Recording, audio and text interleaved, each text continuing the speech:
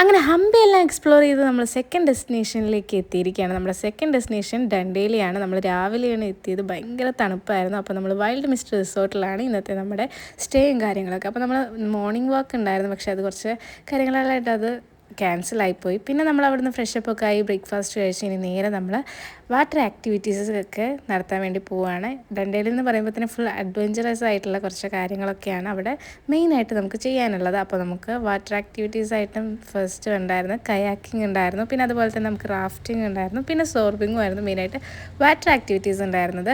അങ്ങനെ അതൊക്കെയെല്ലാം നമ്മൾ അടിപൊളിയായിട്ട് ചെയ്തു. പിന്നെ നമുക്ക് സിപ്പ് ലൈൻ റൈഡ് ഉണ്ടായിരുന്നു, അങ്ങനെ അതും നമ്മൾ ചെയ്തു. പിന്നെ അങ്ങനെ അതൊക്കെ കഴിഞ്ഞ് നമ്മൾ തിരിച്ച് ഒരു 3 മണിയൊക്കെ ആയപ്പോഴേക്കും നമ്മുടെ എല്ലാ എൻജോയ്മെൻറ്റും കഴിഞ്ഞ് നമ്മൾ തിരിച്ച് റിസോർട്ടിലേക്ക് പോവുകയാണ്. അവിടെ ചെന്ന് നമ്മൾ പിന്നെ ലഞ്ചൊക്കെ കഴിക്കാൻ ഈവനിങ് ആയി. അങ്ങനെ ലഞ്ചൊക്കെ കഴിച്ചു. അങ്ങനെ നമുക്ക് റൂമൊക്കെ കിട്ടി, നമ്മൾ ചെക്ക് ഇൻ ചെയ്തു. ഇനി നമുക്ക് പൂൾ ആക്ടിവിറ്റീസാണ്. അങ്ങനെ നമ്മൾ പൂളിലേക്കൊക്കെ ഇറങ്ങി. പൂൾ ടൈം നല്ല അടിപൊളിയായിരുന്നു. റിസോർട്ടും കാര്യങ്ങളൊക്കെ നല്ല അടിപൊളി സെറ്റായിരുന്നു. പിന്നെ നമുക്കിതേ ഒരു റെയിൻ ഡാൻസ് ഒക്കെ ഉണ്ടായിരുന്നു. അങ്ങനെ അതൊക്കെ എൻജോയ് ചെയ്തു. പിന്നെ നമുക്ക് ഡിന്നർ കഴിക്കാനുള്ള ടൈമായി. ഭയങ്കര തണുപ്പായിരുന്നു. അങ്ങനെ ഡിന്നറിന് ഇന്ന് ചപ്പാത്തിയും റൈസും അങ്ങനെയൊക്കെ ചിക്കൻ കറിയൊക്കെ ആയിരുന്നു. ബ്ലഷൊക്കെ സാധാരണ വന്നിരിക്കുന്നു. അങ്ങനെ ഞങ്ങൾ ഫ്രഷായ ഡിന്നറൊക്കെ കഴിച്ച് പിന്നെ നമുക്ക് ഒരു ക്യാമ്പ് ഫയർ ഒക്കെ ഉണ്ടായിരുന്നു. എല്ലാവരും അടിപൊളിയായിട്ട് പാട്ടൊക്കെ പാടി. അങ്ങനെ അന്നത്തെ ഒരു ദിവസം ശരിക്കും അടിപൊളിയായിരുന്നു. റിസോർട്ടും അടിപൊളിയായിരുന്നു. ആ തണുപ്പൊക്കെ ആയിട്ട് നമുക്ക് നന്നായിട്ട് എൻജോയ് ചെയ്യാൻ പറ്റി. ഇനി പോയി കിടന്നിറങ്ങട്ടെ.